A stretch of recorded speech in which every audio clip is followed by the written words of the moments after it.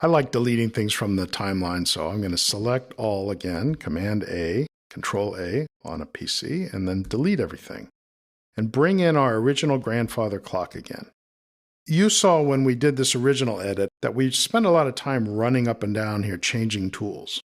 And in our Pro Tools career, we're going to try and save, I don't know, a week or maybe a year by using the Smart tool. Here's how it works.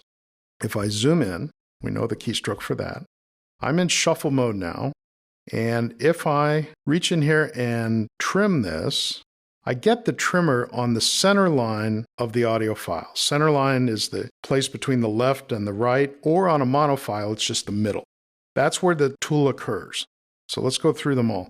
So the selector occurs on the top of the center line. The grabber occurs on the bottom of the center line. The trimmer occurs right on the center line. And we get other tools like the fade tool up in the corners. So if I reach up into this corner, there's a fade in tool. Let's see what that sounds like.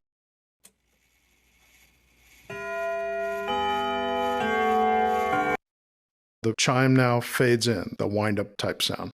Notice that my trimmer is available on this fade. What does that mean? Well, it can trim the fade. I'm actually not trimming the audio file now, I'm trimming the fade. And a fade is like an overlay. It's there, but if you decide you don't want it, you reach with the grabber, hit the delete key, the fade goes away, but the underlying audio stays. You saw me reach in the last movie, and let's see, if I Command E this and I Command E that, there was a little area down here where I did a crossfade. So at the bottom, not the upper corner where I get the regular fade tool, but at the bottom I get a crossfade tool. And it's just a click and push kind of thing, and you can make a fade be very big or smaller. And that's the crossfade tool. All right, let me undo that, undo this chopping that I did, and let's move back to the beginning and let me show you one more thing.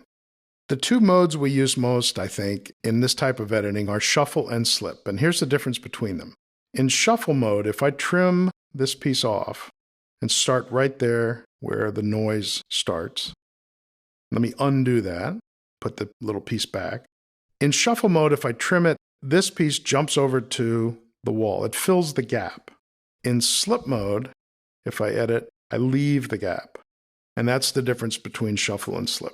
It's one of the differences. There's lots of ways we use shuffle in music editing and so forth, so we'll get to that later. It depends on, do you want to leave the hole or not? Practice that a little bit, deciding whether you want to use shuffle mode or slip mode before you get there. The handy tool on a Mac is you can switch modes using the F1, F2, F3, and F4 keys. Now we'll deal with spot and grid mode later on, but let me switch back to F1. Now if your keys aren't set up that way, go to System Preferences and Keyboard and use the F keys as standard function keys. Let me close out of that. And I think I've made a good case for why you should use the Smart tool. So practice the Smart tool a bit. The selector on the top, the grabber on the bottom, the trimmer on the center line. You can trim the end as well. Fade tools in the corners, fade out, fade in, and a crossfade tool at the bottom.